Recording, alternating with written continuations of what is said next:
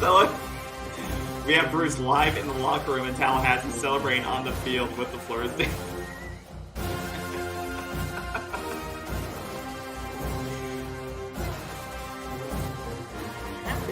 And I don't know why, but like we were able to run the ball so well in the first half, especially to the left side, and then all of a sudden we started to abandon it. And like I said, there is some inconsistency. How are they going to approach this game? How are they going to beat this Florida State team? Well, we're going to break you guys. Okay, that's it. The show's over. In the story, we're going to break you guys. Look, and I'm joking, but it's true. Lord, the climb continues, KB. Oh my God! I am sweating. Look at my heart. Look. You know what? Yeah, I have so much to say.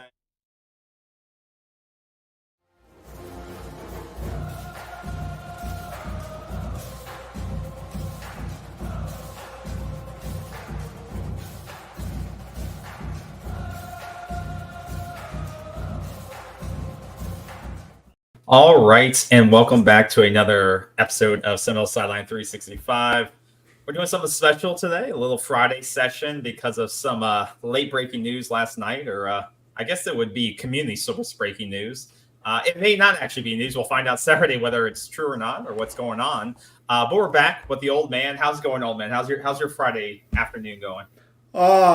It's been busy. I mean, it's been a busy morning just with regular daily grind and errands and, that type of stuff. But also been very busy just watching what the hell's going on in college football, but more especially what's going on at the FSU quarterback situation, which I know you're going to lead us into. And I think we finally have some confirmation, let's say clarification of the rumors that have been circulating since last night.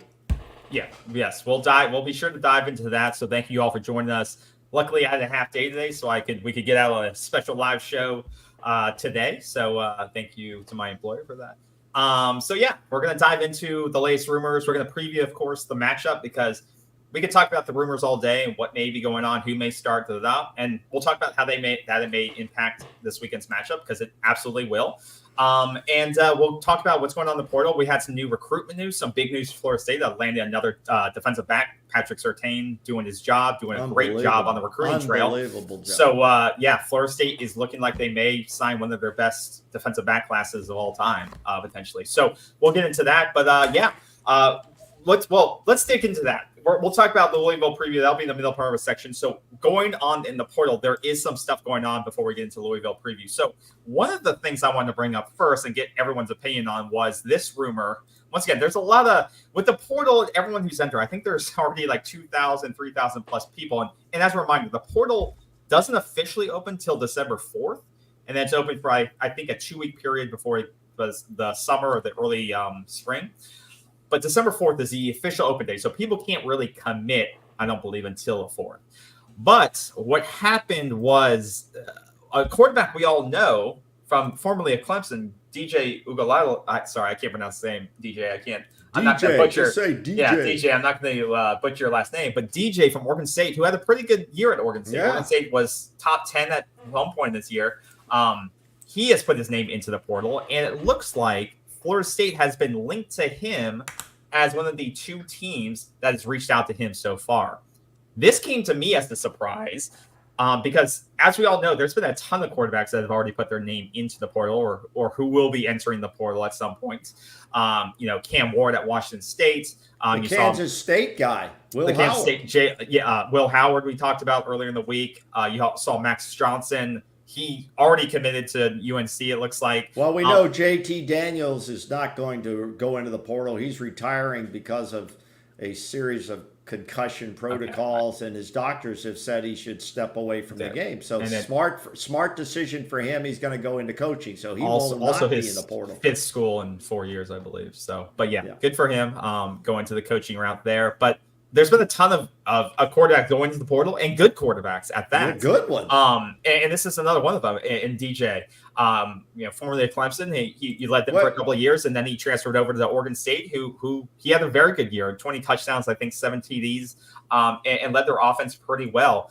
But I was surprised to see this is the only quarterback in the portal that I've seen Florida State's name linked to. The other team, obviously, is Oregon. I believe his brother played at Oregon, and that's why the other name came up there. I see that as a more natural fit.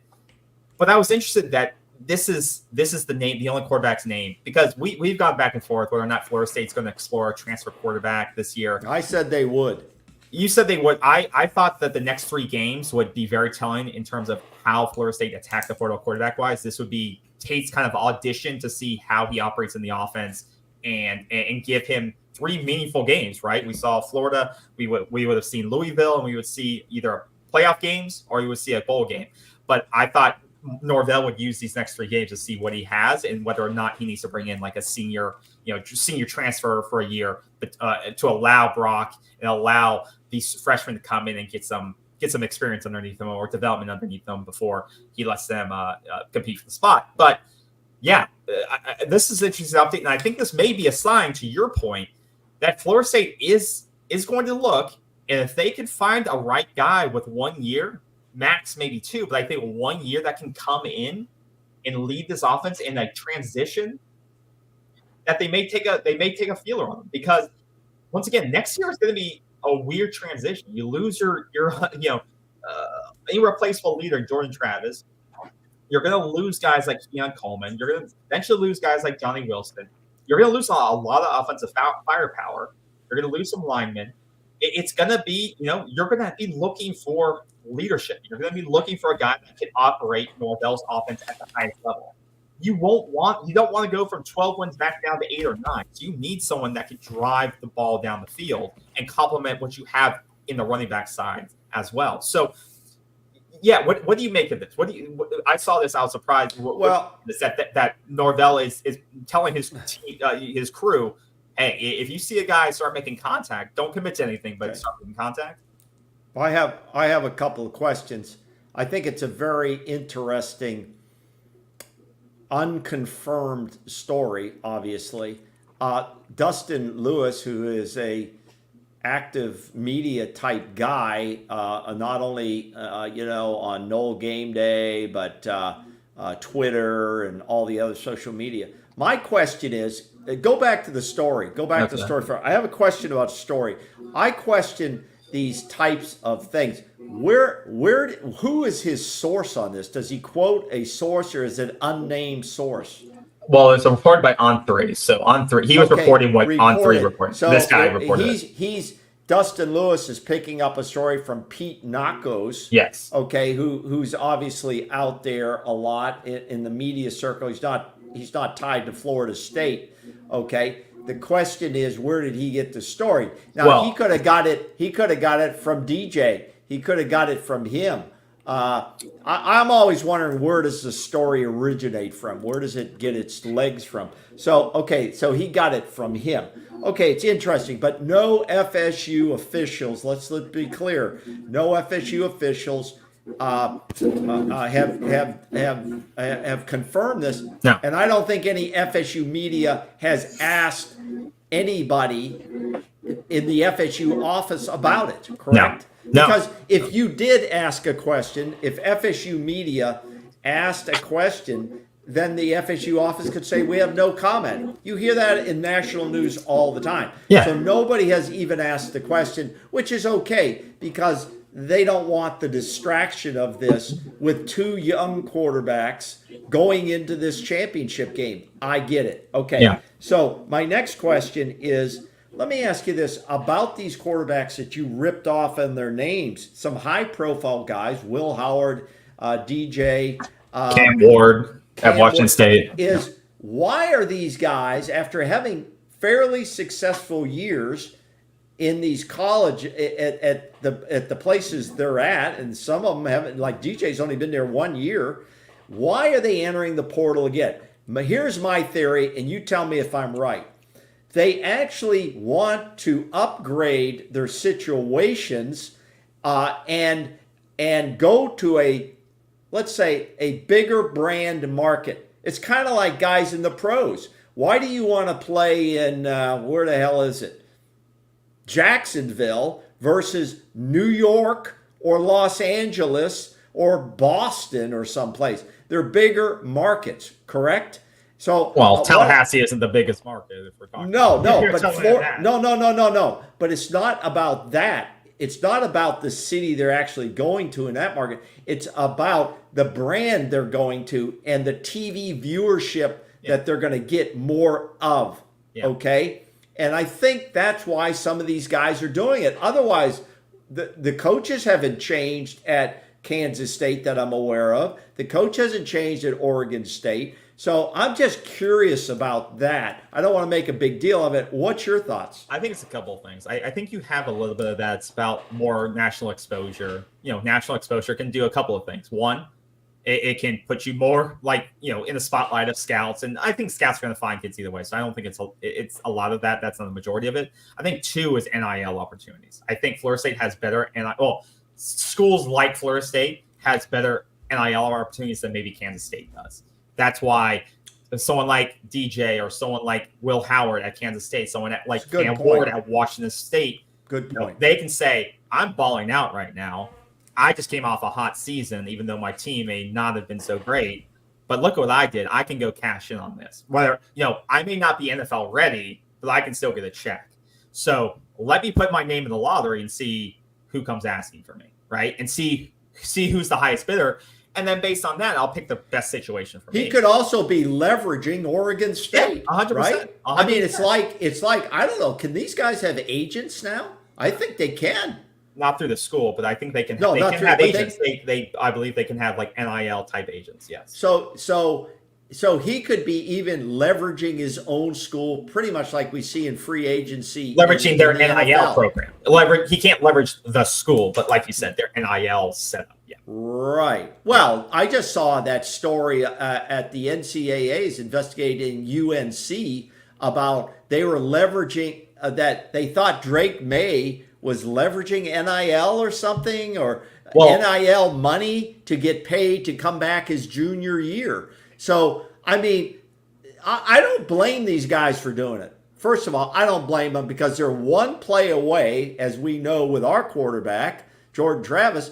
You could lose your entire career. I can see how most of these big stars in college football, NFL light as I call it, probably demand insurance policies from NIL, in that regard, because they can't do it, ask for the school to do it. We're not here to discuss all that tonight, but I find that stuff fascinating. Yeah. So, and like you said on this report, this guy could just be writing an article to get clicks. Because as he says in it, consider early contenders. Early contenders, you know what that means? Is that's who this guy thinks would be good fits for DJ. So once again, we don't. No officials may have reached out from Florida State. Probably haven't reached out from Florida State because once again, I think there's better quarterbacks available than DJ to fit Norvell's system if he really wants them. But what that word tells me, early contenders, lets me know that Peter Nakos at On 3 is just trying to write an article. He's reaching. He's reaching. Yeah. He's assuming what could happen, because he knows Florida State's not going to answer to this. This question. That's fine, and that's fine. He's writing. He's writing. He's trying to get clicks, and that's okay. Now let's say this and wrap this topic up. Do I still believe, after it's all over and done, the ACC championship's gone, the playoffs are done, do I think Florida State, the recruitment office, operations, is actively considering quarterbacks that are out there? My answer is a definite yes. I would say, like I said kind of at the beginning, I do think they're evaluating the field, and there is going to be a lot of quarterbacks available. And I think if they, like they said, these next 3 games, 3 to 4 games are going to be telling into what they have. And it's going to stink when we talk about if it isn't available, because it doesn't stink, KB. It doesn't stink. It's reality. It's reality.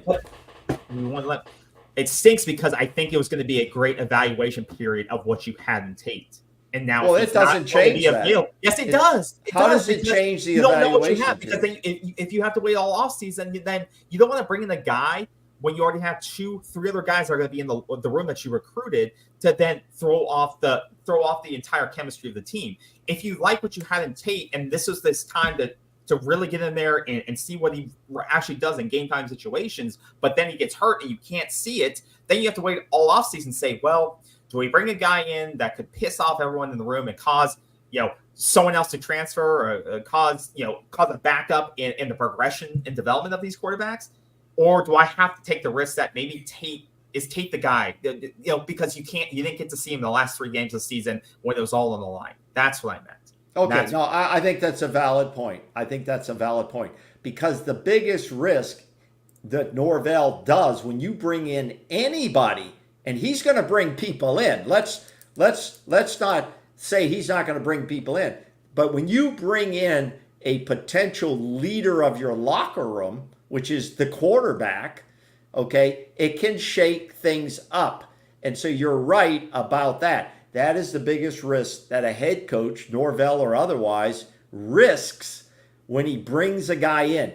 And it could dismantle his entire quarterback room. How many guys could see that and say, I'm the hell out of here? Tate would be a guy I'd probably consider leaving. Who am I thinking? Help me. Duffy would leave. Well, Duffy's Duffy's going to leave probably anyways. And then Glenn, okay, Brock Glenn. And then you got Luke Cronkite. That's what I'm saying. He's a 5-star guy. He may check out. He may say, I'm not playing this game. Careful. And that's why they have time. They have time. Look at all these names that are in here. These are all quarterbacks that have already entered. And a lot of these guys have played a lot of ball. Some of them a lot more than others. So I think it's going to be fascinating. But these are the topics I think we've brought up that go through the head coach's mind. But I do think they're actively looking at people. I think they'd be a fool not to. You have to. Yeah. That doesn't mean I'm not saying they're bringing a guy in. Okay. Yeah. I'm just saying they're looking. If you're looking at linebackers and running backs and wide receivers, what are you going to do? Exclude the quarterback position? Makes no sense. Well, I think there's a lot more needs on this team than just quarterback. That should be prioritized. No doubt. That's another show. Yeah. That's another show. All right. Are we ready? Do we want to? Well, let's do Louisville. Some other quick news I wanted to point out since we're doing it. News. Was that obviously we want to congratulate Coach Norvell for winning ACC Coach of the Year. Absolutely. That's a big accomplishment. And it's something that's not often given to the best coach record-wise in the ACC. I think Bobby Bowden, like he was pointing out, only won it twice in his tenure at Florida State, which seems crazy. Yeah. And I don't think Jimbo Fisher ever won it while he was coach at Florida State. So this is not something that's easy to get. It's this selection process can be weird. But I think Norvell's done a hell of a job in terms of, you could have said he could have won it last year with the way he turned around from 5 wins to 10 wins. But this year going undefeated in ACC play, 2 wins against SEC teams, and just really doing a hell of a job with this roster. I think he's much well-deserved of this out of any coach in the ACC. The only other one I could have thought of potentially would be Louisville. Not they. I mean, they didn't finish strong, but they had some. Right. So Louisville, Jeff Robb. I think Jeff Robb's done a great job. So between those two, I think. But congratulations to Mike Norvell for winning this award. He definitely deserves it. The way he's coached his team, developed this coaching staff, and brought it all together. Let me add this, KB. When you said, Bobby Bowden only won it twice, the ACC, whatever. Well, they expected Bobby Bowden every year to have a great team. Okay, early on his tenure, I bet you looking back, they could have been the championship years. He was winning. He won 10 straight ACC championships. I'm not going to look it up. You don't have to. Yeah. I mean, but he was expected to be on the top. When you have expected high standards, you're generally not going to give the award to the guy every year. You're going to do it to the guy who's trying to catch up, who's building a team. You know what I'm saying? So let's make sure we understand Bobby Bowden was the best, will always be the best I won't say always, but pretty damn hard to beat what Bobby Bowden did at this school. Now, Bobby Bowden was on the same basic climb that Norvell has. Norvell has a climb here, and he's now getting to this top of the rung where will Norvell eventually leave, or would he stick around? Do coaches stick around for 30 years anymore? And I apologize. Bobby Bowden did win it twice, in 93 and 97, so I apologize for that. What do you mean? You said that. You said he won. Oh, did I say he won it twice? Yeah, okay, Jimbo Fisher. Twice. I said Jimbo Fisher did. Yeah, sorry. Yeah, that's all. So that's all I've got to say about that. Now, we should also congratulate, and I know you let me do this part, is Jordan Travis. Yep. 2023 ACC Player of the Year and ACC Offensive Player of the Year. Two awards on what he did short 2 games, okay, that he didn't even get to play in. So he continues to pile up outstanding accolades and achievements for his career at Florida State. And congratulations out to Jordan again, as he is now fully in rehab mode of recovery from a very successful surgery on his ankle. And this is not the last football you've seen from Jordan Travis ever. Absolutely not. Absolutely not. All right, cool. All right, so those are the big news and notes I want to get out of the way before we sorry. One more thing. Oh, we kind of talked about it, but Kai Bates did make the decision today. He chose Florida State over Tennessee. And we kind of touched on it, but kudos to, once again, this coaching staff that Mike Norvell has brought together, which is another reason he's probably coach of the year. But Patrick Surtain and what he's done to bring in one of the most loaded defensive back classes that Florida State has ever done. Once again, signatures have to come through, but it looks like most of those kids are locked in. This is the recent decommitment from LSU, who was choosing now between Tennessee and Florida State. And this is another, I think, top 100 pickup of 6'2" defensive back, really plays receiver, so he's really athletic, good hands. This is another major pickup for this team. And once again, I think we're going to start seeing a recommit or DBU again, but we're going to start seeing some playmakers in that defensive backfield like we've seen in the past that are, I'm just excited about this, what they're building with this class in terms of the defensive backfield. We're hoping to get a Jalen Ramsey, Derwin James, Deion Sanders, which you hate me to bring up, but we're hoping for that caliber. And when you're building a program, a winning program now that has a chance to go to an expanded playoff format of 12 teams, and you have a good chance of getting there every year in the playoffs and the exposure that goes with it.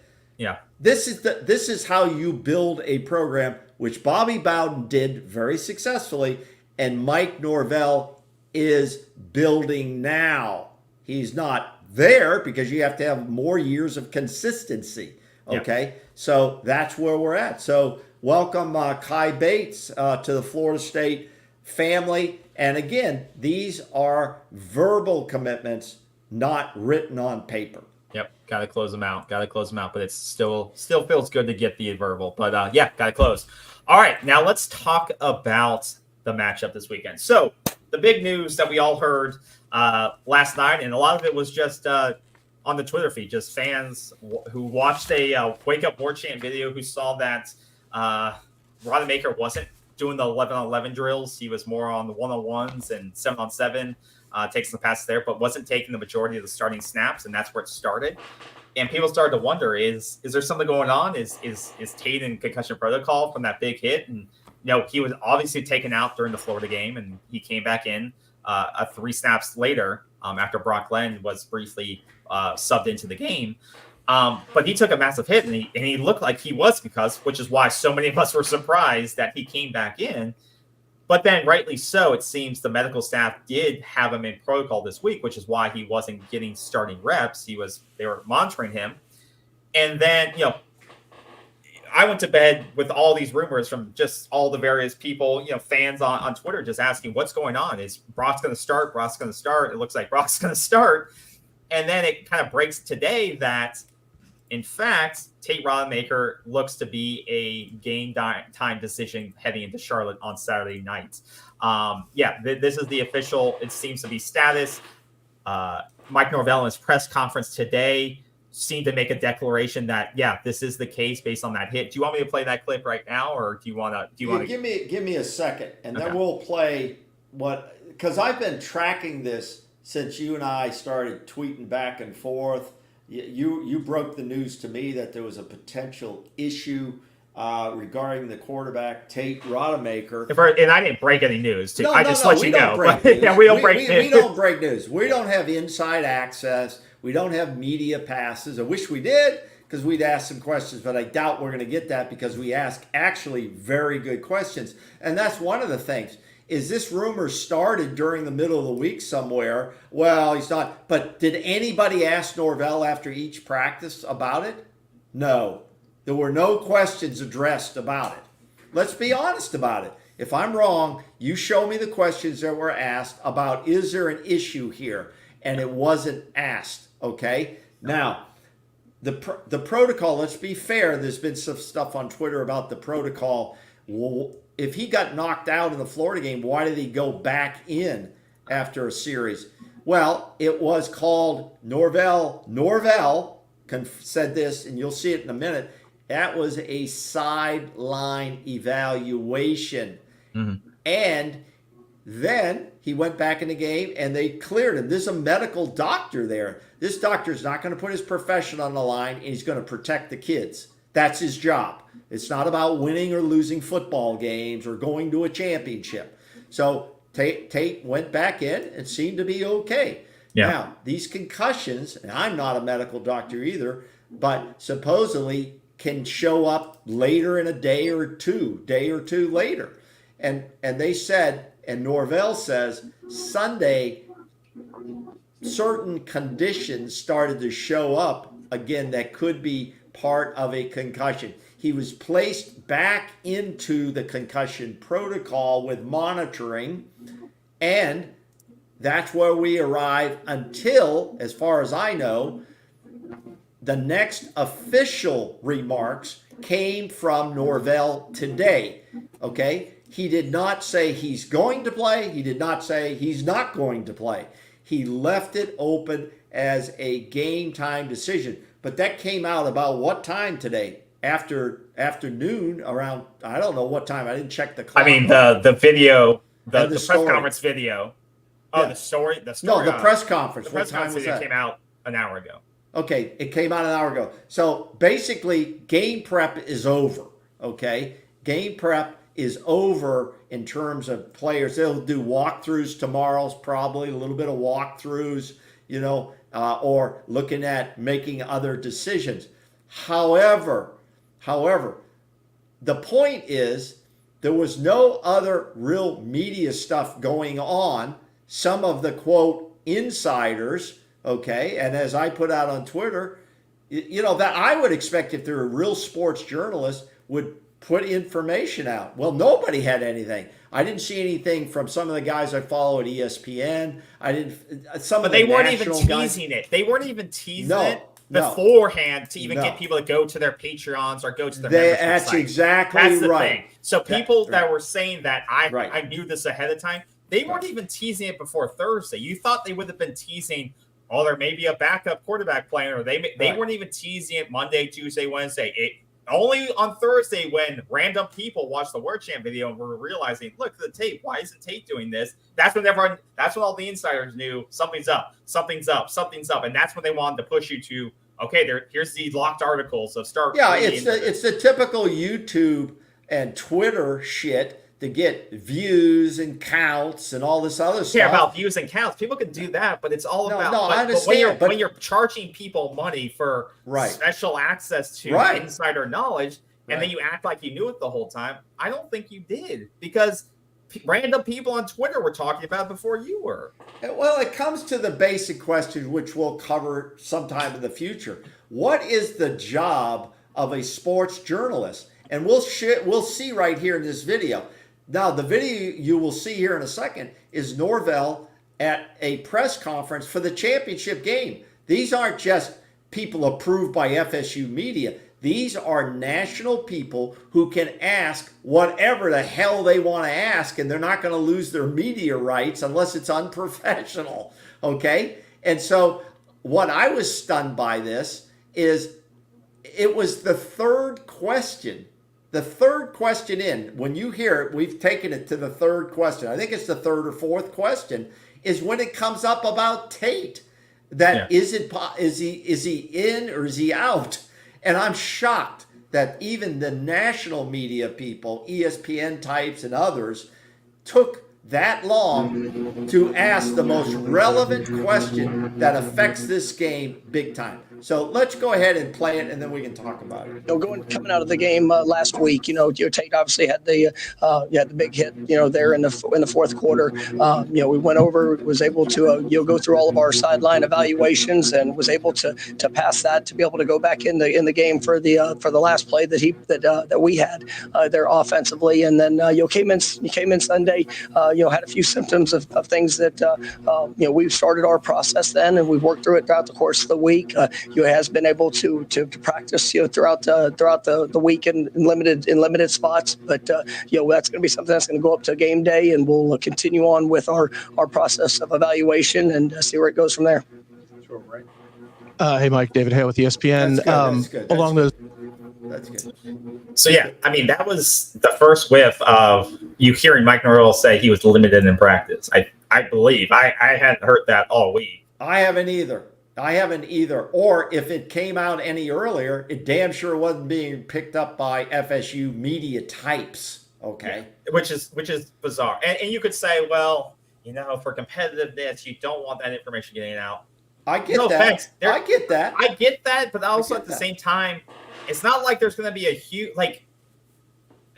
it's not like Tate lit it up against Florida. I mean, there's not that much more tape on Tate than there is on Brock Glenn at this point, right? Really? So it's not like like competitive advantage. Like, how much more are they going to change the game plan? There's zero tape on Brock Glenn outside of 3 snaps against a couple snaps against North Alabama and 2 snaps against Florida, right? So if anything, it may be better to put it out there earlier that it was day-to-day or game-time decision, because then they would have to game plan for 2 different quarterbacks somehow, just like we had to for the Florida game. Yeah. When Max Johnson, Right. Max Johnson came in, Right. or the Miami game when you didn't know who's going to start for Miami. But I just don't get, if that's the excuse of we don't ask those or we don't put that information out there for competitive reasons, I think that would be BS, because I don't think it's to Florida State's advantage to withhold that information in the scenario that they're in now, where Jordan Travis is out, because it's not like there's a bunch of tape on Brock Glenn that Louisville can really game plan for. I don't think Louisville. Yeah, right. I don't think Louisville is, and now that we're into it, I think that was the first confirmation that there is a problem for me. Yeah. For me, because I look for confirmation of something that there is a problem. I didn't know if there was a problem or not till I saw that interview before we went on the air today. Okay. Yeah. So that's confirmation for me. Now, how do I read what he said? This is my analysis of what he said. Mike Norvell is a great deflector of questions. Okay. He's really good at that. And that's what good coaches do. We're not here to rip Mike Norvell. Don't think we are. If you do, go to another channel or something. We don't do that. Mike Norvell is a damn good coach. I think he does a great job deflecting questions, but a lot of times the right questions aren't asked. Now, what he said and how I looked at it is this, is there is an issue here, okay? There is an issue, and I believe that I will be surprised to see Tate Rodemaker take the first snap. I will be surprised. That I'm going out on a limb, and based on how he put in a lengthy explanation and we're looking at everything, I think Mike Norvell's trying to get an approval from the medical staff, from the athletic medical staff and the doctors. You got to know there's more than one doctor involved now. Is this kid ready, or do we put him out there and he could get hurt? You don't think Coach Norvell and the rest of this staff, they put him out on that field and something drastically goes wrong? you want to see an uproar in national press? Yeah, I mean, okay. Now, if he's not let me good finish. to go, they're not going to play him. Yeah, let me finish. I mean, I think there's going to be doubt in their minds that there's something going on, and he will not play. Or he could be cleared to play, but not start the game. You know, be used as backup to Brock Glenn. What if Brock Glenn goes down? Then we know we can bring Tate in because he's been cleared. All right. And how he feels in warm-up. I think he'll take warm-ups. I think he'll do everything in warm-ups. But Brock Glenn, I think they'll be splitting the warm-ups and everything. You know what? Here's the deal. And I've said this for a long time. Last season, which was our first season on the air, and this season, is you've got to have at least two quarterbacks that are ready to go. Now, what you do with 3 and 4, they get limited. I get that. But you've got to have guys ready to go. Brock Glenn all week with a healthy Tate, even with a healthy Tate, you've got to have Brock Glenn taking a good amount of snaps with the best players out there on the practice field. That's what they did this week. Okay, well, that's good. I think that's a good thing because we've seen what happens when your number one guy, George Travis, goes down. You got to get the other guy ready to go. But Tate goes down. Then you got to get the other guy. You have to develop your quarterbacks even though they don't have many snaps. Now, how does that relate to Louisville? If Louisville's quarterback goes down, Mr. Plummer, Jack Plummer, okay, not related to Jake Plummer of the NFL, is if he goes down, their backups have as much experience as Brock Glenn, which is 0, okay? They've 2 or 3 guys thrown 5 passes. They have no experience behind Jack Plummer. So shout out to our defense. Get busy quick, get to the damn quarterback, and make him pay for standing back there, okay? But they have 0 experience behind Jack Plummer. Yeah. So let's talk about it. So the preview of what we're looking at this weekend. So are you going to start with looking at Louisville? Or are you going to start with what is Florida State going to do? Well, you just compared the quarterbacks. Okay. I don't think Tate. Yeah, I mean Tate. I think you brought up a good point. What do you think? Tate plays or not? Does he start or not? Or is he used as a backup? I think he'll probably be used as a backup. You think he's going to be cleared to play? Yes, I think he'll likely be cleared. If he starts having symptoms on Sunday, unless it's a super bad concussion, I think by Friday night he'll be good to go. But to your point, I don't know if they're going to put a guy that just clears protocol on Thursday or Friday to become the starter Saturday night. I don't know if that's a smart decision because, reoccurring concussions is very common.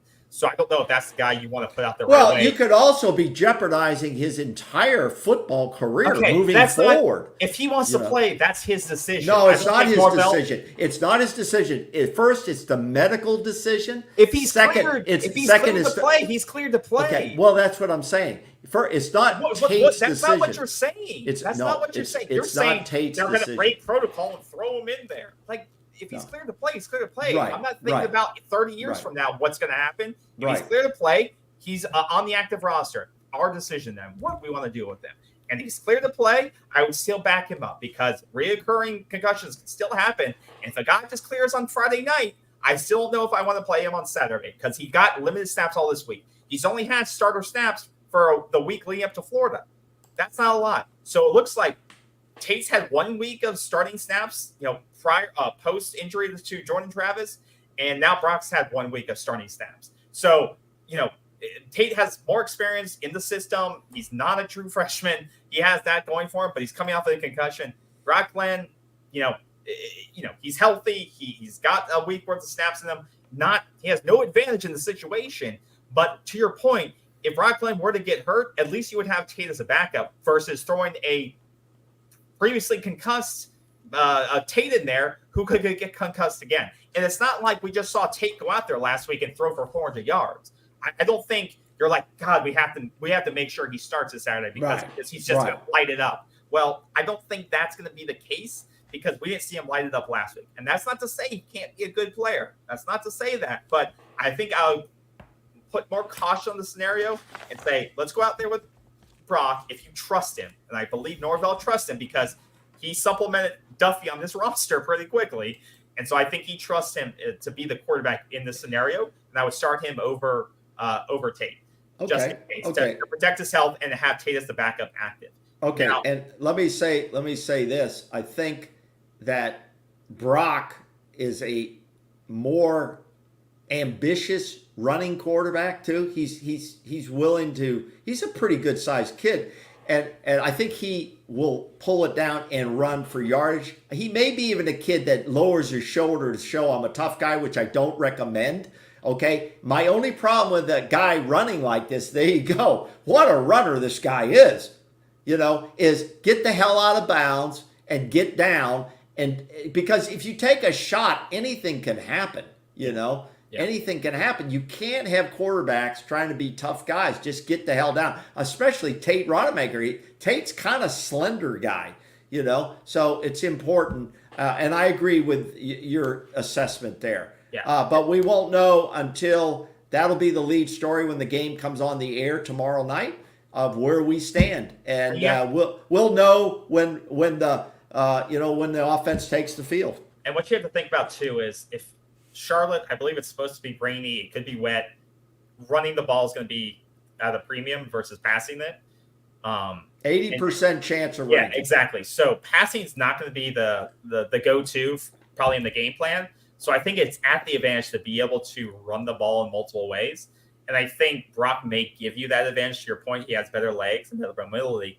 The only thing is he's going to have to make throws like that in the pinch. When the opportunity is available, he's going to have to be able to make throws like that and not overuse his legs, because young quarterbacks, and this is another example of a great decision, but young quarterbacks who are athletic can sometimes get in the pattern of running too often. They don't see the first option, they run. Well, Max Brown did that against Missouri before we played Florida. Max Brown. Yeah. Max Brown played good in that game. But like you said, they can use their athletic ability to get out of jams too often, and then they can.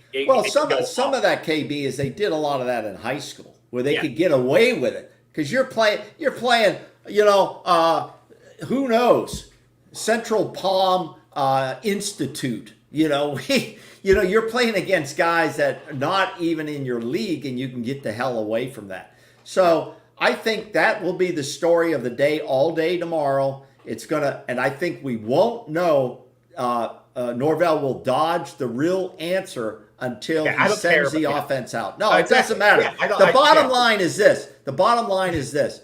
Florida State, in my opinion, needs to put up 30 points. I don't care how they do it. They could put Deuce back there, the former quarterback. Any way they put up 30-plus points, I think in the rain, you may not even need that. You may need 27 to 31 points to win this game. And if the defense puts up 6 to 12 points, on turnovers or something, take the points any way we can get them. Yeah. Look, I agree. You're going to have to put up at least probably 28 points to win this game, especially in the conditions. And Louisville's a good team. The only way Louisville has lost this year is basically two ways. They beat themselves, and they beat themselves in the turnover column, right? Against Kentucky last week at home. They should have won that game. They had over 120 yards more than Kentucky. They had over 13 more minutes of time of possession. They had 400 yards. That's total offense. That's what I mean. That's what I mean. They outgained Kentucky. They killed them in time of possession. The ball over. Yes. Thank you for stealing all my. Yes, they had 3 turnovers in that game. They did not execute well in that game. The same thing goes for when they lost to Pittsburgh inexplicably. On the road at Pittsburgh, 21-38. Same thing. Let me add this. They had 430 yards of offense. They averaged 6.7 yards per pass. They had They had over 33 minutes of time possession. They had 3 turnovers in that game. They are turnover prone, and I think that will be one advantage potentially for this defense. Is that if they can cause disruption in the backfield, if they can look to drive turnovers, they can cause those turnovers. But will the offense be able to flip those turnovers into points, not into field goals, but into touchdowns? And sometimes when we had quick turnovers like that, the offense has not been able to always cash those in, especially in the first half. I do think Florida State this defense especially, will be able to make some big plays, cause a couple of turnovers, but it will be up to whoever is starting on offense as quarterback. Tate, Brock, Duffy, I don't care. They will need to take those turnovers and turn them into points. That's how you get to 28, 30-plus points in a game like this, especially as a backup. Get a short field off of a turnover and cash that in for 7. You have to do that if you want to beat Louisville this weekend. Okay, now listen, I wrote down a few notes, so I want to go through these things, okay? Louisville has not won an ACC championship at all since they joined the conference, okay? So this game, yeah, it does matter to them. You don't think that shit matters I just don't to mean them? history doesn't. No, but I'm just saying the motivation of them coming into this game, okay? First of all, they're upset about losing to Kentucky, okay? And you summarized that game pretty good. Their motivation now is we can still win something here. We have something to play for and to get a much bigger swag bag bowl game by becoming the ACC champion, okay? We can do that. So the motivation to overcome the loss to your state rival is there in front of them. They have the motivation to be thinking too. Florida State is weakened on offense. We don't have to generate as many points as we thought we might if Jordan Travis was there. So that's a big deal. Now, if anybody out there really wants to get into it, pull up on YouTube head coach Jeff Brom after the loss to UK. Don't pull it up. We don't need to run it. Hey, pull it up. No, don't pull it up. No, I said anybody out there, because they have to listen to the whole 20 minutes or whatever it is. He is not a happy camper. And he basically summarizes what I hope happens tomorrow night. He talked about his defense has not played well in the last few weeks, win or lose. He was very upset with his defense about UK game and that they're giving up too many points. That's a good thing for Florida State. However, the statistics nationally will tell a little bit different picture of their strength. They're pretty strong up front, and they love to stop the run. With this Florida State inexperience at quarterback, they're going to shut down. They're going to put more guys in the box. They'll risk more guys out on the islands. So our receivers must get open and open wide enough that our quarterback can get the ball to him. So that's something. But he was very upset. He blamed his defense, and he blamed turnovers, which you've already mentioned. Turnover prone this team is, okay? Their quarterback, Jack Plummer, the guy's been there. He's played a lot of ball, 66% completions, almost 3,000 yards this year in the air. But he has 21 touchdowns, but 11 interceptions. Yep. He turns the ball over a little bit in the air, and he's been sacked 22 times. So we have an opportunity there, no matter how they do it, to put pressure on it. If you don't put pressure on this guy, he could cause you problems. And to add to that, KB, they have a pretty damn good running game. Okay? They have two backs that I looked at. One is Jahar Jordan. Jahar Jordan is their bell cow, 167 carries, and he's over 1,000 yards with 13 touchdowns. Okay, he's also their short. Been struggling with a hamstring injury. I saw that. But he's going to play in this damn game. You know that. And then they have Isaac Gurendo. He's got 639 yards and 8 touchdowns. At wide receiver, Jamari Thrash is the guy we got to watch out for. One-on-one, this guy could burn you. I imagine Ronaldo Green is probably going to get a lot of his action. I would suspect he would get a lot of action. He has 56 receptions, 800 yards with 6 touchdowns. They have some other guys that are also capable as wide receivers out there. I'm not going to go through all their names unless you want me to. No, I don't want you to read down. They will also play into the tight end as well. Nate Kuriski. He's got 15 catches, 133 yards, a couple of touchdowns. I'd watch out for him as well, especially in a bad weather game. The tight ends can make a difference. Hopefully our tight ends will make a difference. Now, last point I'll have right now. Their field goal kicker is at 68%. So he could go up and miss. He could go up and make 5 of 8, 40 yards and out. So this Louisville team I don't think they had a tough schedule, but their best wins were against Notre Dame, which they beat up handily by 13 points, Duke and North Carolina State. They beat Miami 38-31 down in Miami. They're beatable. I believe Florida State, even with a backup quarterback, whoever the hell it is, should win this game. Louisville, though, if you fool around and you let them go up 10 points in a bad weather game with an inexperienced quarterback and an average offensive line, which I believe we have, then guess what? We could lose the game. And we'll get into our picks later in the session. Yeah. I thank you for breaking down the player matchups. I do agree. I think there's some key stats that we need to compare here. And I think one of them brought up turnover margin. Like you said, that is going to be a key to this game. And I kind of talked about it. Like someone pointed out in the chat, plus 11 Florida State. That's 5th in the nation. Florida State's done a great job of playing clean football, but also forcing turnovers. Flip side, Louisville is 40th in the nation at plus 3. They do not force a ton of turnovers, but they give them away. So that is going to be one of the keys to the game. Can Florida State's defense cause turnovers while playing clean football?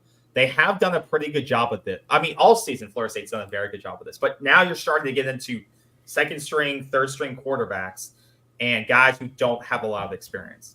Can Brock Purdy go in? I mean, I give him. He's got balls on him. Last week when he audibled out of the play and he decided to throw it towards the sideline, I was like holding my breath. I was like, "What the hell is this guy doing?"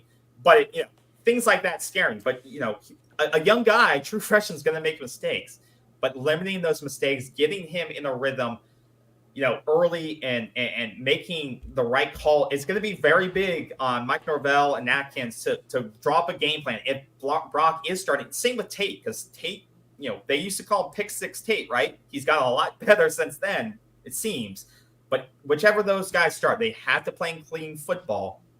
But at the same time, they can't get too conservative that they're not able to sustain drives. Because like we talked about earlier in the week, Florida State only has 7 points in the first quarter in the last 4 games.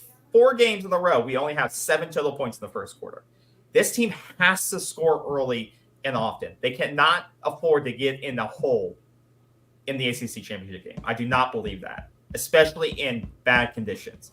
The other thing is, what Louisville does well and Florida State does not do well is sustain drives. Louisville is 19th in the nation in time of possession. They average 32 minutes time of possession. Look back at last week at the Florida game. How many possessions did Florida State have in the first quarter? 1 possession.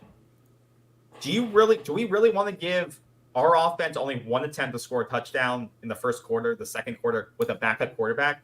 No, you want as many attempts as you want. So some of that's going to have to be on the offense. They need to not go 3 and out. They need to find ways to move the chains.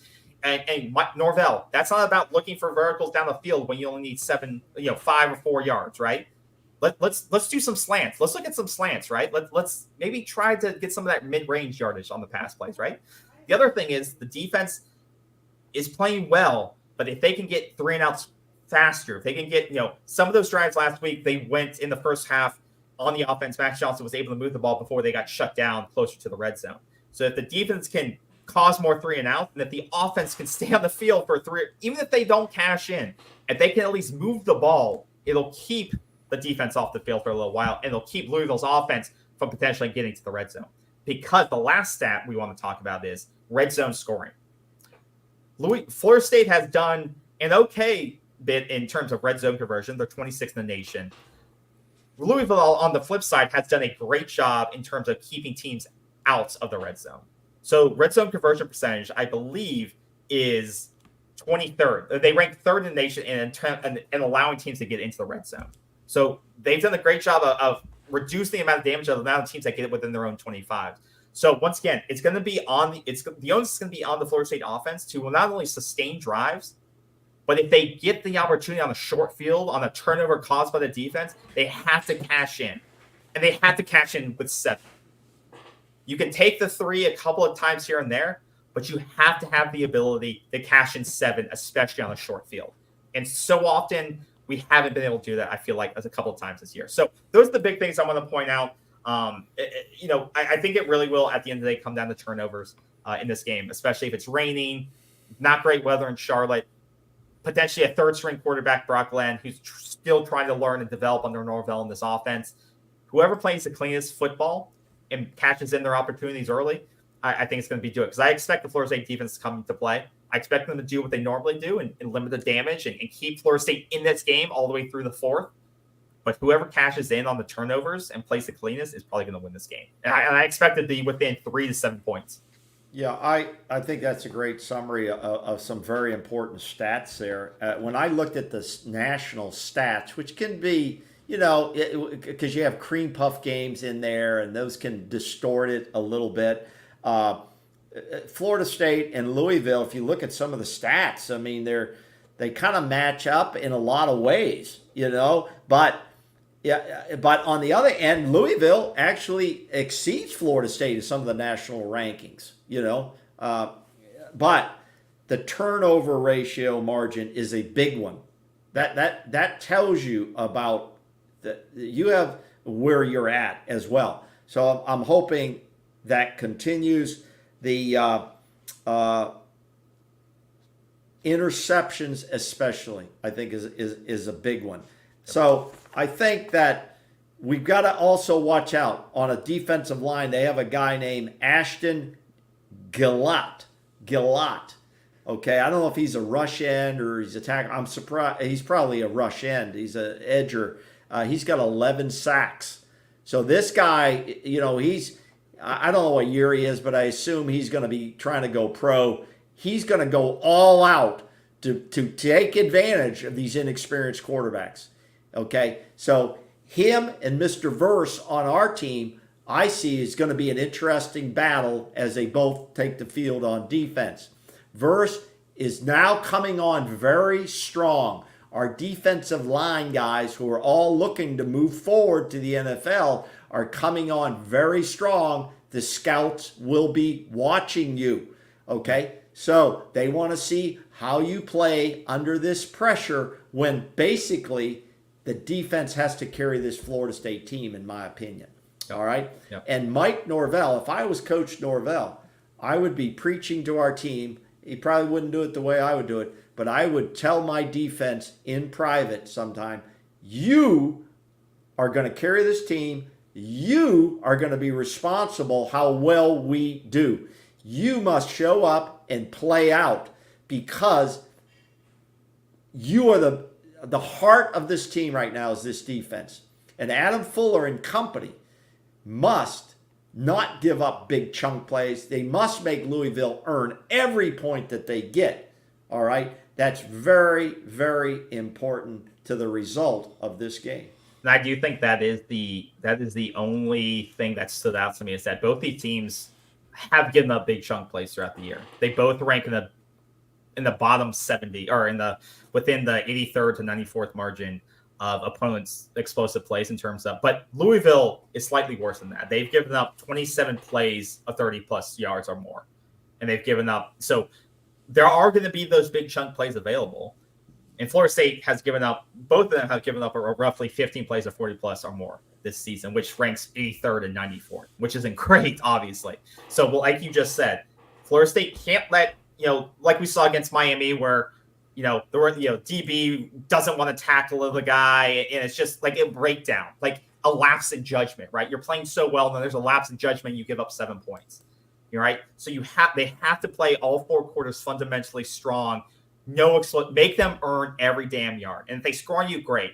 But make them earn every damn yard of that. So make them, so they, they think about next time they come on the field, they have to game plan around it because it was so hard to get, right? But don't give up the explosive play. And on the flip side, don't be obsessed with trying to get the big play on offense, right? Even though the statistics would say Louisville does give up a lot of big plays. They give up a lot of explosive plays. Don't become obsessed with that because they are also susceptible to that 20-plus yard range of plays. And I know they're a strong defensive run team, but I don't want Brock Glenn or Tate to be trying to force the ball down the sidelines, 40, 30 yards when all you need is 6, right? It'll be interesting to watch how Mike Norvell game plans his offense. Because I wasn't super in love with the offensive passing game last week. And I know, once again, it was a warm-up game for Tate, stuff like that. It was great that you could lean on your offensive line and run the ball in the second half. And I know running in this game will be tough. And that's why this offensive line is going to have to wake up, and they're going to have to find a way to dominate this. Because in the conditions, in the rain, you're going to want to run. You're going to want to run like you did in the second half against Florida. Give it to Trey Benson. Let him bang some bodies, wear them down. And hopefully in the fourth quarter when it comes, you're the more experienced, you're the more talented team that can just wear them down and win by 7. That's all you have to do, right? Doesn't matter if you win by 1 or 7 in my eyes. You win this game. It doesn't matter. That's all you have to do is win this game. Let's talk about that for a minute. The winning of the game. That's the only thing that's important. If you could win by a half a point, we'd take it. A win is a win in this game. You don't have to look pretty. It's not going to be pretty. No. It's not going to be perfect. But you must manage this game to win the game. And if you do, you're going to move on to the next step. And we're not even going to talk about the playoffs, but we're not going to shy away from it. If you win the game, you're in the damn playoffs. Period. Okay? Period. There will be no way they can keep the ACC undefeated champion out of the playoffs. Impossible. So, this team knows what they need to do. Okay? And in my opinion, and we're moving to our segment Picks of the Week. Yeah. Okay? Let's start with Florida State game, or you want to wait? Let's start with the Florida State game. Okay. Let's start with the Florida State game. In my opinion, Florida State on paper is better. Florida State on the field is better. Florida State without Jordan Travis, with Tate Rodemaker, is better. Florida State without Tate Rodemaker, with Brock Glenn, is better if the quarterbacks just play their game. Don't try to feel you got to carry the team, because you don't have to carry the team. Distribute the ball like basketball. Get the ball out to people. And if the coaches call the right plays for their inexperienced quarterbacks, call the right plays. Here's the deal. You said it before, KB. Possession of the ball. I think last time, because I look at possessions. I track them the whole game. I think we had the ball 10 times, maybe 11 times against Florida. Mm-hmm. If that. I think. As you said, we're only going to, let's say we only get the ball 10 times. If we only get the ball 10 times, then we must convert on a high percentage of those possessions. Yeah. You can't screw around 4 of those and only feel you got 6 possessions left. Yeah. You've got to be efficient with the football. And time of possession, as you pointed out, has been a problem for us. Now, it's only a problem if you're not scoring. If you're scoring on quick plays, fine. But that's the thing. You've lost your most explosive weapon in Jordan Travis. So that is the thing. And that's why possessions are going to be crucial, because you don't have Jordan Travis to bail you out with his arm or his legs. And so that's why I keep saying it on Twitter or wherever, you have to find a way to get Keon Coleman involved. I don't care if it's short or it's on an end around or whatever. Flip it to him. Give that guy the ball. Get the ball to him. It's ridiculous that in the last 3 games, he's only touched the ball 8 times. Well, and that's why he's out there on punt returns, is to get him in space. So you must find that way. Whatever it is, they give him a big buffer. The cornerbacks do. If he has to drop back a yard, take the pass, and then go, whatever. And here's the other thing. If those quarterbacks, they've been in the system here now, if you give them an audible, that if you see Coleman out there one-on-one and the safety's not even close to this play and he's going to go streaking down the sidelines, put it out there to him. Audible to the one-on-one receiver if you think you can get involved. If it's incomplete, it could be incomplete.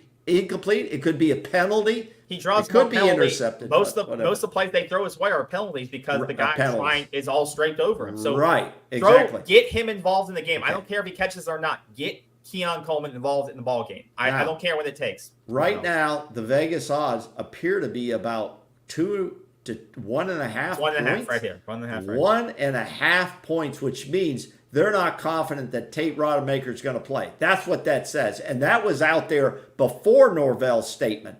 All right? It dropped from 2.5 to 1. Yeah, exactly. So, obviously with that, I'd take Florida State. I would take Florida State with 6 points. Florida State, in my opinion, if they play and they manage the game properly, they'll win this game. They are a better team than Louisville. No disrespect to Louisville. Head coach Jeff Brom is a smart guy, a great coach. He's made great hires for that university in his first year, and he's taken them to the championship game. It would be very sad to lose in this situation under any circumstances. Yeah. Florida State wins the game by 10 points. Yeah. I think it'll be close. I think it'll be within 3 to 7. I do agree with you. Florida State has a better team. They fought through adversity before. I don't think they're going to eat, regardless of who starts, I don't think it's going to affect them. Like I said, Tate didn't light it up last week. I don't think there shouldn't be any pouting going into this game. You have what you have. You have playmakers all over the field. You have Trey Benson. You have, you got 4 running backs deep that can make plays for you. You have Keon Coleman. You have Johnny Wilson. You have Jaheim Bell. There's no excuses. You have playmakers all over the damn field. Go and score points. Go and score points. That's all you have to do, because you have a defense that's got your back, that will make plays for you, will keep you in the game as long as you score points at some point. So go out there and beat their butt in Charlotte, because this defense has your back. They will do the job for you. You saw it last week in Gainesville on the road in a hostile environment. They did it for you so that you could close it out late. And I think the same thing will happen this weekend. They'll close it out late. They'll win by the point spread. It may be 1. It may be 2 points. It may be 3 points, but I believe they'll close out no matter who's at quarterback. So that's my pick. Don't make it hard with your quarterbacks. And once again, the Louisville kicker is not very good. That is the other thing that you have an advantage on. Their kicker so far this year is inconsistent. Last week he missed a kick, I believe, and he is not. But so far their kicking situation 68%, 15 of 22. Yeah, their kicking situation has been great, and luckily for us, Fitzgerald has played very, very consistently this year, so that's another advantage. So if this comes down to a kick, I would give us the advantage on this game. Everybody on this team is going to have to do their job. Yeah, one slip up, one bad hike, one bad snap. You've got to simplify a game, because as you see up there, the weather. It's going to be a high chance of rain. We've heard at least 80% chance. I reported that earlier in the week on Twitter. Now they've got it at 45 degrees. Okay. That, it's going to be chilly. It's going to be damp. It's going to be wet. But in the end, and you want to go to the game. I think the attendance is going to be low. Okay. I think people are tired of having to go to Charlotte. Yeah. But it's going to be low. $31 to get into a game. I mean, all right. Yeah. That's unbelievable.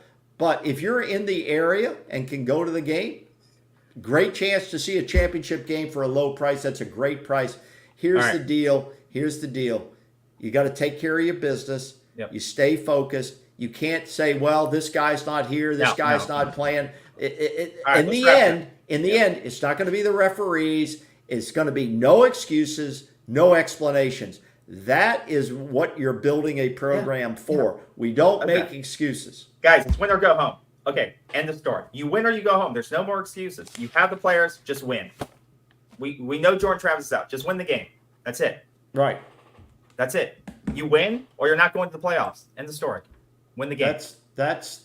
Right. That's it. All right, let's talk about this. Okay.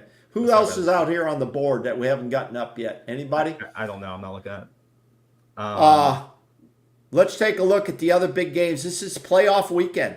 Yep. This is the playoffs. They say the playoffs will be, down the road. This is the damn playoffs. There are a lot of games here some affect. Well, but there are. Yeah. There are games out here. Well, yeah. For Texas State in contention for any slip-ups, this is a big game for them. So they face Oklahoma State. I'm going to pick Texas. Look at the spread on this. Minus 15, Texas in Arlington. I'm going to pick Texas easily. What are you picking? Yeah, I'll take Texas. Yeah, Texas is going to be too much unless the great Barry Sanders Yeah. comes back. And I watched his new thing out on Prime or whatever network it's on about why he left football in the prime of his career. He just said, I lost my love for it. And he walked away. Amazing. Because I watched that guy play a lot of football. I don't know if you did or not. That guy was a beast. And he played on such a crappy team his entire career. He played for the Detroit Lions. They were horrible. Yeah. All right. We go But now. he never complained. Yep. He never complained. Yeah. All right. Now we go to Georgia, Alabama once again. This is to keep Alabama in contention and keep Georgia in the picture at number 1. Some say Georgia can't afford to lose if it's a close game. They would stay in. And some say Alabama winning would catapult them over maybe Washington, Oregon. We'll see. Georgia -5 in Atlanta. The big thing here is that Georgia is missing some key players. I think their latest injury report on November 30th showed that KJ Smith is out, Branson Robinson's out, Dumas Johnson's out. I think Brock Bowers is probable for this weekend, so that's a big comeback for him to get him back. But they have a bunch of players out, and a lot of them on the questionable list or probable list. So him being back, he was out against Georgia Tech. And that was a close game for them. That was a tight contest for them. But they're Tate Retledge, I think their guard, he's supposed to be back as well. So that's another big pickup. So I think if those guys are back, I think this is going to be a close game. It's going to be. I think Alabama may have the better quarterback. I like Milroe, but sometimes he's hit or miss. It feels like to me. I think this will be a close game, but I will take Georgia. I just like Georgia in this game more than Alabama, but I think it'll be a close game. I think it'll be within 7 to 10 points. I'll pick Georgia. It's going to be that's going to be a good game. Yeah. I think that's going to be a good game. It's going to be a squeaker. What's the spread on it? 5 points. 5 points, Georgia. Yeah. Yeah, I think Georgia's on a roll. They're on a mission now. They're on a very special dynasty type mission. I'm going to take Georgia. Take Georgia straight up. I think they're going to win the game. It's really those injuries that are, I think, more of the equalizer here. Like Lad McConkey, he's probable, I believe, for the game as well. So they were missing a lot of players at Georgia Tech. So I think Lad is questionable. Ra Thomas is questionable. Tate is probable, and Brock Bowers is probable. So, and some of that may be smoke and mirrors, right? That is.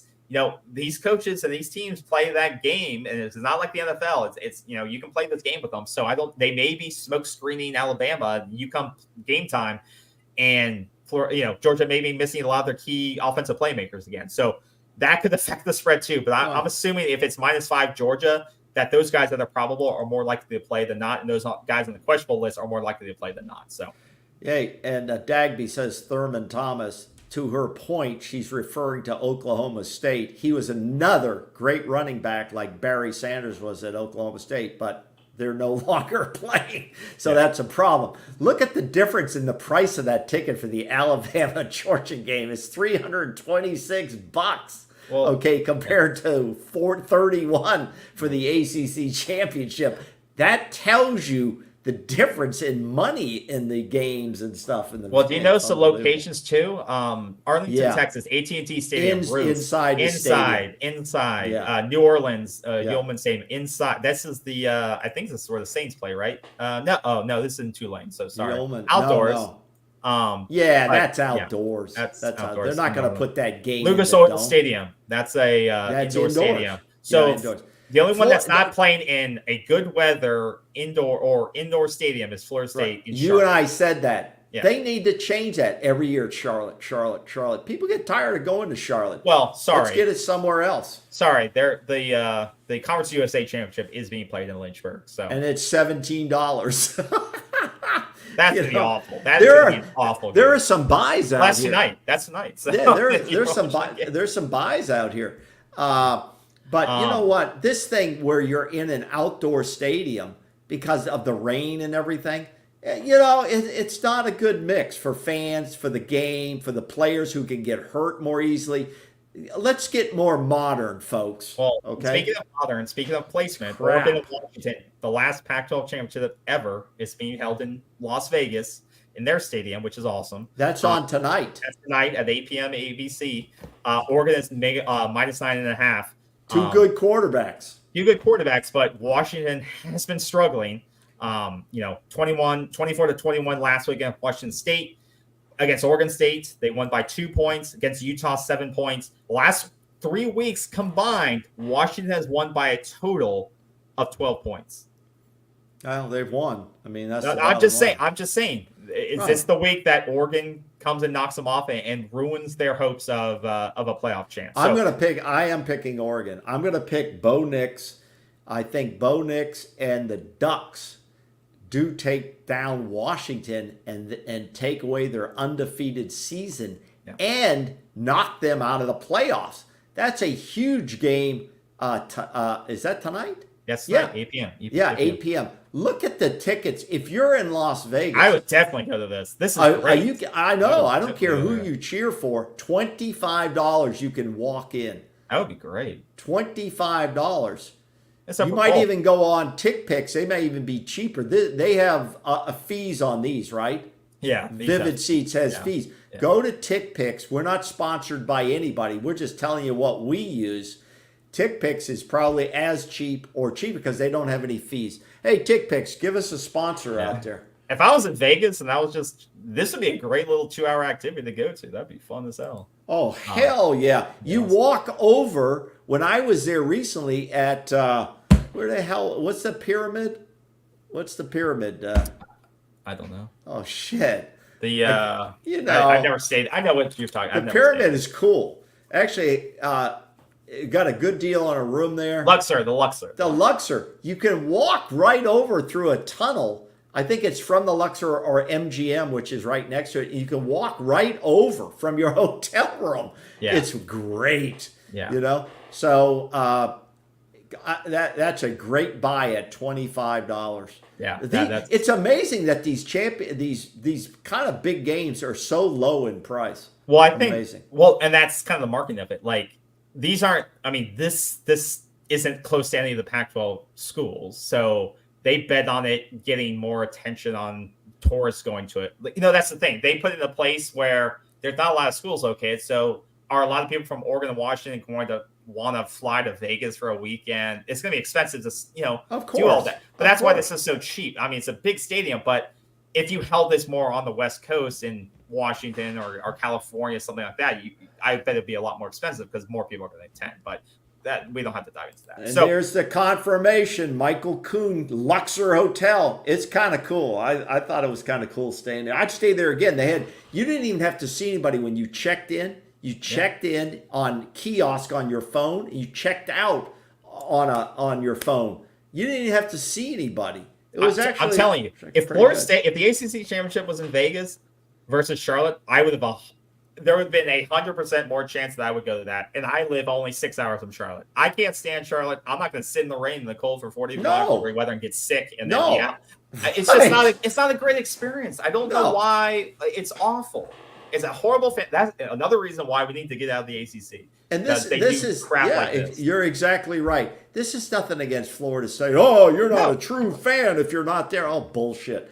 I congratulate everybody who's going to go and sit there in the weather.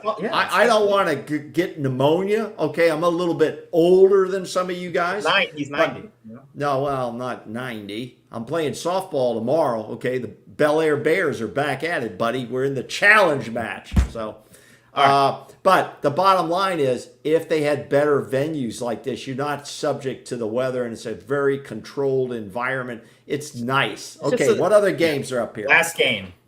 Big Ten championship. Michigan Iowa. Michigan wins. 22 points is the line. And Harbaugh is back on the field, dude. Look at the over-under. Look at the over-unders, 34 points. I'd probably take that. Me and you should do some betting this week, and we open up. I have an account. I don't use it.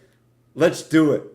But this is why you haven't watched any Iowa games, but this is why it is. Iowa, look at their scores: 13-10, 15-13, 22-0, 10-7. What's the spread? What's the spread on this game? I just it's 34.5. No, not. That's the over under. 22 points, Michigan. I'd take Iowa. with that 22 points. Plus 22, Iowa. Yeah. Why not? Throw 1,000 on You know, there is a theory out there. Now, listen, we're not advocating betting. We're not betting specialists. We don't do betting. No. I have never bet on an app. However, I read this story that said if you bet some of these high margin spreads, you have a good chance of winning. Okay, this is not betting advice. This is not betting advice. We are not. If you have a gambling problem, call 1-800-GAMBLING. Okay, we're not suggesting you bet. All right. So I'm going to take with that spread. I'll take Iowa with the spread. All right, and only with the spread. That's a horrible game for APM. I'm glad Florida State's up because I would not watch this game. Check this comment from Michael Kuhn. I live in Charlotte and hate that it is here. Michael, are you going to the game? It's $30. It's probably cheaper. Go on TickPicks. No fees. Go on TickPicks owes us a sponsor after this. Yeah. Michael, are you going to the game? Let us know. There's a lot of tickets still available. You probably walk up to the door and get one cheaper. Move the ACC championship to New Orleans or Miami. Yeah. That would be amazing. Miami. I don't care. I would move it to Charleston. Move it to somewhere. Go to a dome. Find a dome. Southeast. How about Tropicana Field in St. Petersburg? How about where the New Orleans Saints play? Let's go there. Yeah. That's like the where dome, we played LSU. baby. Or to the Orange, or to the where we play Camping World. That place sucks. But still, it's a better venue than Charlotte. Like, Camping World is not a great field, but in Orlando. Orlando. Hey, the Rolling Stones are going to be there in the summer. Good luck with that.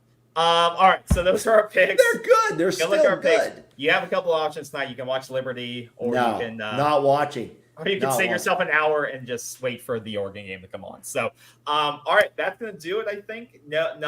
Anything else you want to bring up before we let the people go? I think we've covered it all, brother. This is one of our longer shows, but it's been fun. And I hope you guys out there have had fun with us. We never asked for this. But if you'd hit that like button for us, if you haven't already, or hit the subscribe if you're not a subscriber, we appreciate it. Hit that bell. You'll know when we're on. Are we going to do post-game reaction? We should. No. Or you want to get your thoughts together? Yeah, I like to get my thoughts together. KB is not sometimes in the best of moods after a game. So we will put our thoughts together and see you probably, Sunday or Monday. Sunday for sure. Yeah. Unless we agree to come on after the game, but that's late, That's why you have to. The crowd's enthused. We might come on. Have the bell, so you know if we go live, because we'll go live post reaction potentially. If not, we'll loop it into the selection show on Sunday. Because remember, college football playoff selection show is Sunday, so it's going to be Saturday. Maybe. Well, if we lose the game, there's no sense watching the selection show for FSU. Let's not think like that. No. I'm just being reality. I don't believe in superstition and all this other crap. I believe. Well, even though I wear certain shirts to watch the game, Michael Kuhn just answered the question. I don't want to sit in the wet and cold. I would rather watch the game at home with cheaper drinks and better snacks. Hey, and you forgot something, Michael. A private bathroom. You're not standing 20 deep with guys yelling, "Hurry up! Hey, you can't get it going. Zip it up." Oh my God. We're gonna have to do a thing on fights at games sometimes. Oh my God. Damn, you are right. I did skip that one. You're missing out. I didn't include it because it didn't have playoff implications to it, but where is that at? Like I said, Lynchburg? I could also drive to this game. You could. I don't want to I don't hate myself to go to Lynchburg in 35 degrees weather. $17. But it's going to be a very. Is this Liberty Stadium? Do they have a home game for this? Yeah. Oh, is that how Conference USA works? They get home games for it? That's interesting. I don't know. Yeah, it's a home game. So Conference USA gives their champion. Who did New Mexico State? They beat somebody big this year, didn't they? Who did they beat? They beat Auburn. Auburn. Like 21 points. Points. You know what? And no disrespect to Liberty or New Mexico State. No disrespect. These guys play their asses off. But Liberty is a stepping stone program. We've seen coaches jumping now. Duke's Elko, he's gone. JMU. undefeated, right? Oh no, they lost No. one game. They They lost lost. the one game, but That he was- just jumped to Indiana, right? Yeah. Which I don't. We can talk about that later, but I don't see why you would jump to Indy. Like, Why? You know why? Let me tell you why before we go off the air. You jump. He knows at Indiana he's not going to win a national championship. he's also not going to get the gonna best do it. recruits, and he's also not going to get the He's best not. recruits. But if he can get a bowl game season every year, get 7-5, 6-6, if he gets bowl eligible every season, you know, now he's got an expanded playoff. He's probably not going to make those. He's never but gonna make them. he's got to go up the career ladder. So I don't blame him. Yeah, no, I I don't blame him. And this is kind of what NIL has done, because he knows that he can love things at JMU, and I'm sure he does love things at JMU. But he probably is saying that the better this team is, the more likely I am to lose players every single year. Like, I cannot keep the best players on this team because they'll go to Florida State, they'll go to Tennessee, they'll go to, you know, the better my team does at James Madison, the more likely I am to lose players to better, you know, to these bigger programs. So he's like in a catch-22. So unless like he loves just rebuilding the team every year, No, it's the reality, KB. it You sucks, and it does it's just- suck. It sucks. To those programs. Look at because- the guys that are in good programs had productive years, and they're still jumping out. Yeah. Because they're trying to leverage NIL money and they're trying to get into better, bigger markets. It's really like the NFL model. It's, to me, and it may not happen in my lifetime, but it may in yours, that someday NFL money is going to start flowing downhill into these programs. That's what I got. This is another. Okay, yeah. All right. So I'll pick just because Cam, you brought it up. I'll pick Liberty minus. No, I'm going to pick New Mexico State minus 10 on the road. So that'll be it. Let's go to New Mexico State. So once again, we're picking the Noles Saturday night. Let's go Noles. Hit the bell. Get a notification if we go live with post-game reaction. Hopefully, it'll be to celebrate a big win.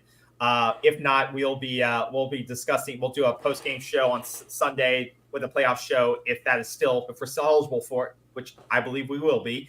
So stay tuned for that. Thank you all for your comments, questions. We appreciate. Oh man, we had great fans in here today. We love you guys. Please, again, hit that subscribe and like button for us. It helps us, helps you, helps us spread the word on what we're doing. If you like what we're doing, even if you hate what we're doing, if you hate me, hit the damn like button.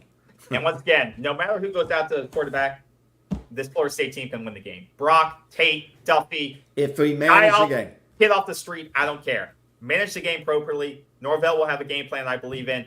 And get Keon Coleman the damn football. That's it. Have a great weekend, y'all. Enjoy your Friday night. Enjoy some time alone with family. Whoever you're with, your dog, cat, pigeon, I don't care. Have a good one, Hey, y'all. bring Gus on the program. We want your Gus on the program. We'll see you soon. And have a great weekend, guys. Enjoy yourself.